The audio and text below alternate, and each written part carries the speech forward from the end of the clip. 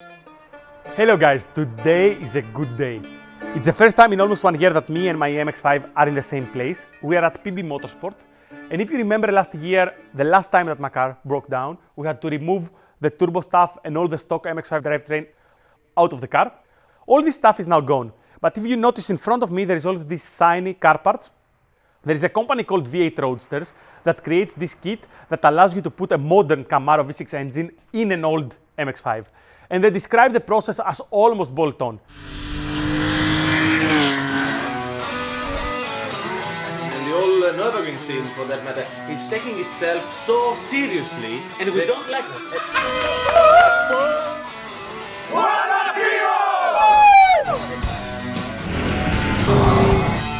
You can take whatever the fuck you have, Take it and and go drive. out and drive it.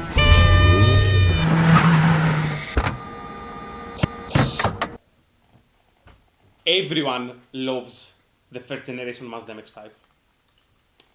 It's a fantastic car with great handling, beautiful chassis balance, but it comes with a problem, and the problem is here. The problem is in there. The actual engine is not bad.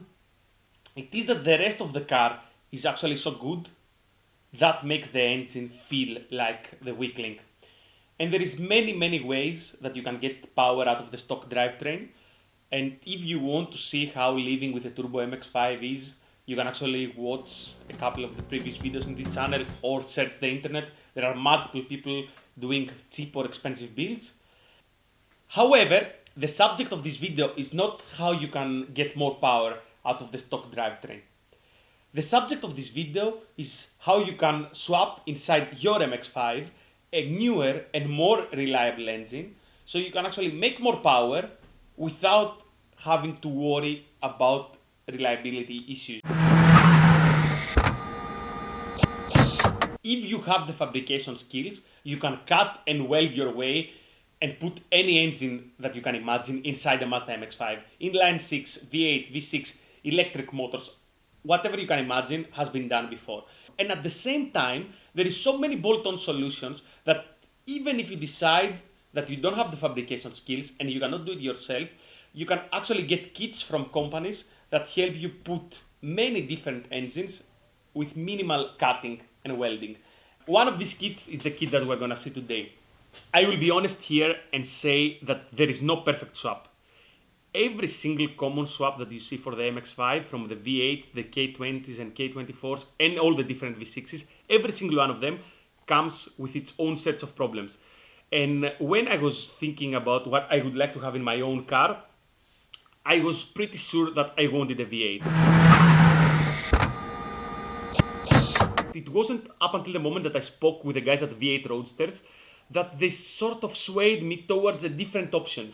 That option is the LFX Camaro swap that we're discussing today, and it's not a new swap. There's already a couple of cars running with this engine. However, it's not as common as the V8 swaps. So we're talking about the V6, a modern V6, a 3.6 liter aluminum direct injected V6, which is a very cool engine. You can find this engine in a lot of cars, Camaros, Impalas, different Buicks and Cadillacs. It is a very common General Motors engine. So as usual, these GM engines, they're actually quite cheap. You can get one of these engines used right now on eBay from €1,000. And they go up to 2,000, 3,000 if you want to get like a low mileage Camaro one. The Camaro one is the one that you want. You can actually have like 321 horsepower, 323 horsepower, 6,800 RPM, which is actually very cool. It's quite a lot of power. And the more I searched about this engine, the more I was convinced that the LFX V6 was actually the engine that I want to have in my MX-5. And then it was only a matter of going to the V8 Roadsters website, picking all the right parts that I needed. I would say that prices for a swap start from around €2,000 for a subframe and mounts, and climbs up to around €5,000-6,000 if you want everything, like a complete harness, their own fuel kit, an ECU with a tune, and a couple of other cool things. So now you have an engine and you have all these cool parts, and you have to somehow find a way to get all this beautiful power to Europe so we can actually do the swap. And I would like to tell you that it was a very straightforward procedure, but it really wasn't.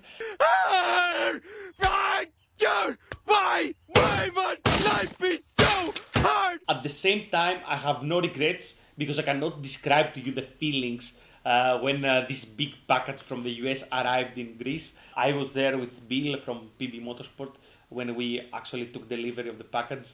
It was so cool and we were so excited that we didn't even unpack properly. We didn't even have a camera recording while we unpacked the things. And we are now gonna go back to the workshop. We have everything in order around the car, and I'm gonna walk you through all the main components that are used to do this swap.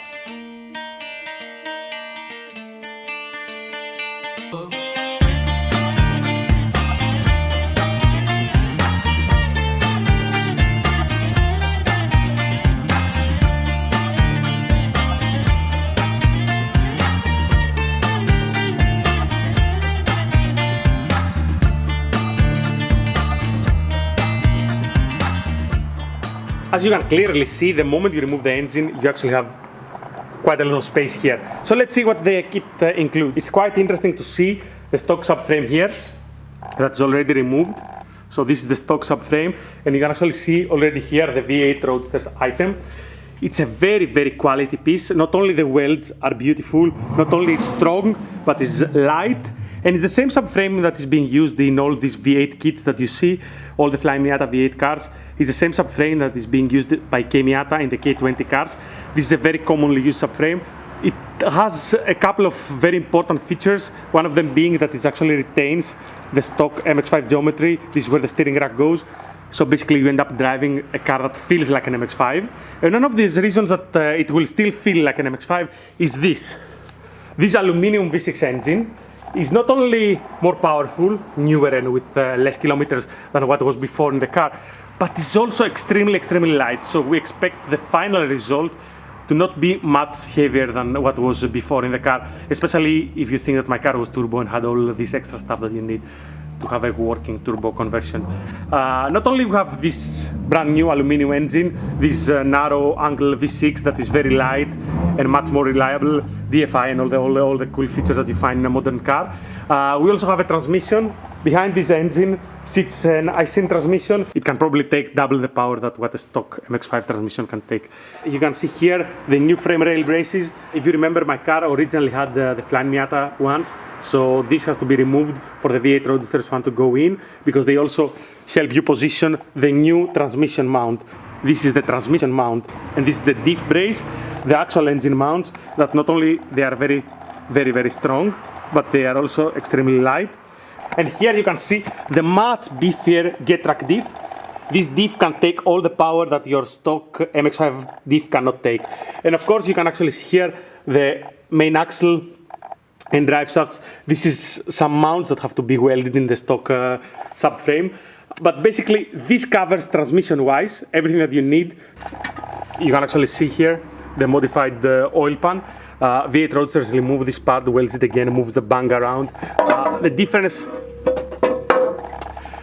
might be small, but is very important. These are some downpipes. Basically, this engine has, you can see here, this engine has no exhaust manifolds. The exhaust manifold is actually cast into the head. And that means that you don't need to create some special exhaust manifolds. This makes everything easier packaging-wise.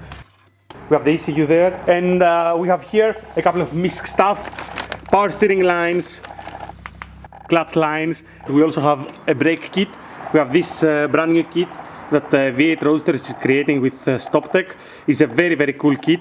Unfortunately, I cannot use my 13-inch wheels anymore with this kit, so I will have to go for 15s. You can actually see that there are 15s temporarily in the car, and that is basically it.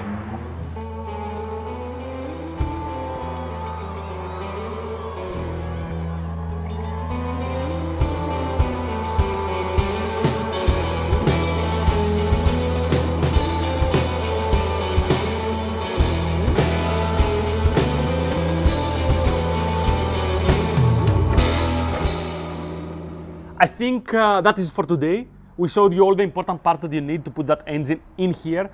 We're gonna start this process in the next couple of days, so stay tuned for the next couple of weeks. There is gonna be a couple of cool videos coming. We're not gonna film the procedure step by step, but still we're gonna show you all the difficult parts. If you have any questions about why we picked this engine or what we're exactly doing, make sure you leave them in the comments below. And don't forget to subscribe. We are gonna see this car soon driving back at the ring. And that is a promise.